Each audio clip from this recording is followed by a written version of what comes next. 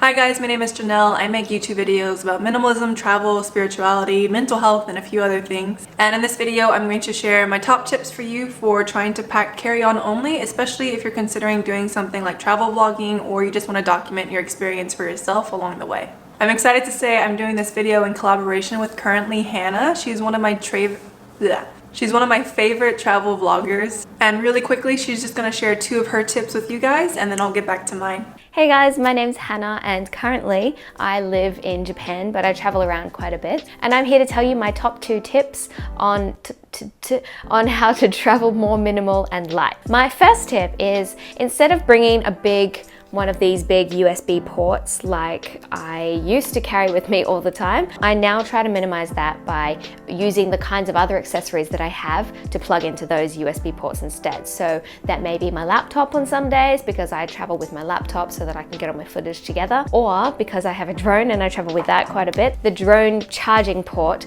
has its own little extra USB port right there. That means that I can charge my camera with this, my GoPro if I'm bringing it with me, and and also my phone too. And my next tip is to make sure that other people don't also think that you're being weird and gross because you're wearing the same thing a couple of days in a row. Just wear dark and plain colors, because no one really notices if you're wearing the same black tank top 4 days in a row. And yeah, so those are my 2 tips, but I've got an entire video full of more travel tips and things in order to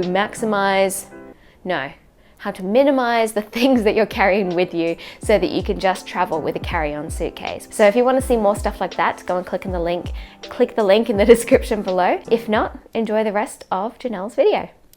Bye!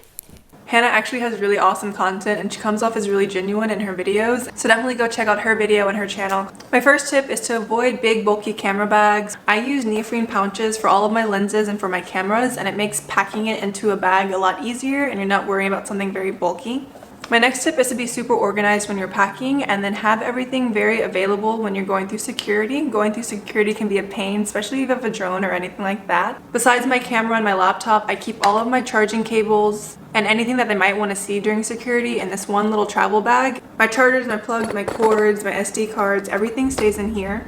I really like how it flips open, so it's kind of like just having a little drawer of all of my accessories with me. I always recommend protecting your SD cards, and I have this tiny case that I found off Amazon. It's not perfect because these stick out just a tad, but it gets the job done. I use these 2-sided packing cubes for clean and dirty laundry.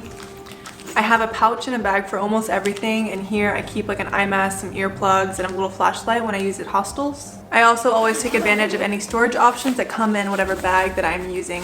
My next tip is, whenever it's time for you to upgrade gear or you're deciding to purchase something new, consider how portable, the size, and the weight of everything, and especially the storage options. It's almost always worth it to pay for the extra storage options on something like an SD card or on your laptop or a flash drive. That way you don't have to buy extra things to have those storage options in the future. Make travel vlogging as easy as possible so it doesn't take away from the experience of you being someplace.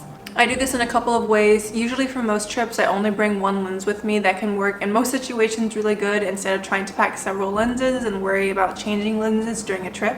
I also try to get multi-purpose accessories that work in a wide variety of situations. One thing that I really like and use is this variable ND filter. You just turn the cap and it changes the amount of light that you let into the camera. Also, try to minimize your accessories and see what works for a lot of things. I have this mini Manfrotto tripod. It works really awesome for my camera, and then with this little mount, I just add it on here and I can use it with my GoPro, and I don't have to have a separate GoPro tripod. And something new that I just got that I'm excited to use, and it was only a few dollars, was this GoPro mount that clips onto a backpack, and it allows you to do like a travel montage completely hands-free, which is going to be really cool and very helpful for me because I travel solo a lot and I don't have anyone else to help me capture a moment if I need to. I took a trip to Seattle and Portland, and I brought this big heavy-duty DSLR, and I realized it was really heavy in my hands. I also had a Joby Gorilla tripod, and I didn't like it because it was big and bulky and I hardly ever used the movable legs. And so a couple of months ago, I upgraded to the camera that I have now. It's a mirrorless camera. It's super tiny, not quite pocket size, but for the size it can do so much, and I'm really happy I got this option and the little mic that's with it and this little tripod. It's not heavy if you're holding it up to take a video.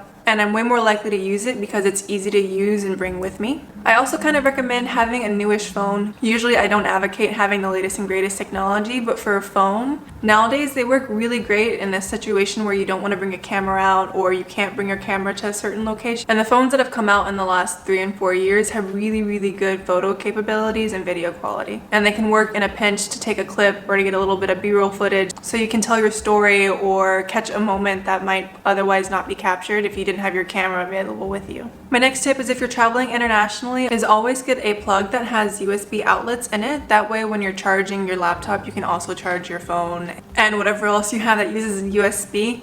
Obviously for trips, you want to pack super minimal, you want to have a good capsule wardrobe, you want all of your tops to go with your bottoms, don't bring anything extra. You can probably leave any what if items behind. And usually for travel trips, I go for something super practical that's not dainty, that's not high maintenance, that doesn't wrinkle easily, just because it makes a trip easier, especially if you're living out of a backpack and everything's shoved into really tight spaces. For shorter trips, you really don't need that much, especially like a laptop. You can worry about editing and everything when you get back home if you're doing something like travel vlogging. Another tip that I really swear by is to have a non-discreet camera strap, especially if it has clips that allows it to be a quick release camera strap. I don't want someone to know exactly how much money I have around my neck, especially if you have a strap that says exactly what camera that you have, which is usually the more expensive ones. And I like the quick release in case I go from carrying my camera like this and I want to switch to the tripod and I don't want to have the strap in the way. My next tip is to consider getting travel health insurance, especially if you're going on a longer trip. I'm actually getting it for the very first time on the trip I'm about to take to India. I'll be gone for 2 months. There's a very likely possibility that I'll get food poisoning while I'm there, along with several other things, including any accidents. And for an extra $80 compared to their basic plan, I was able to cover up to $3,000 worth of my gear. And it also covered adventure activities, like if I went parasailing or bungee jumping or anything like that. I'm using World Nomads for that if you're curious.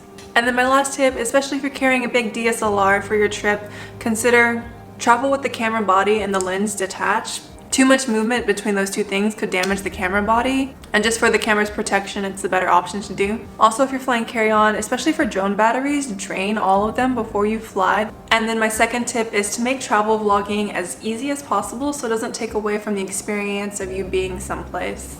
I do this in a couple of ways. Usually for most trips, I only bring one lens with me that can work in most situations really good instead of trying to pack several lenses and worry about changing lenses during a trip.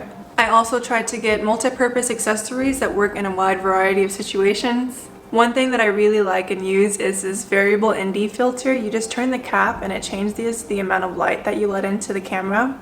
Also, try to minimize your accessories and see what works for a lot of things. I have this mini Manfrotto tripod. It works really awesome for my camera, and then with this little mount, I just add it on here and I can use it with my GoPro, and I don't have to have a separate GoPro tripod.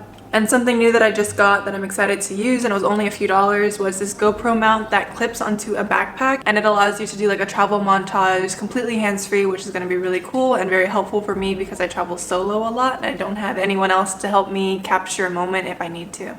The change in the altitude will change the pressure in the batteries, and over time the batteries will start to welt and expand. And so your batteries just last longer and you have longer longevity of all of your batteries as if they're drained and dead before you get on the plane. Subscribe if you want to see more videos from me, especially the ones from India. I leave in about 22 days and I'm really excited for that trip and to make the vlogs and everything while I'm there. You'll hear from us soon. Bye.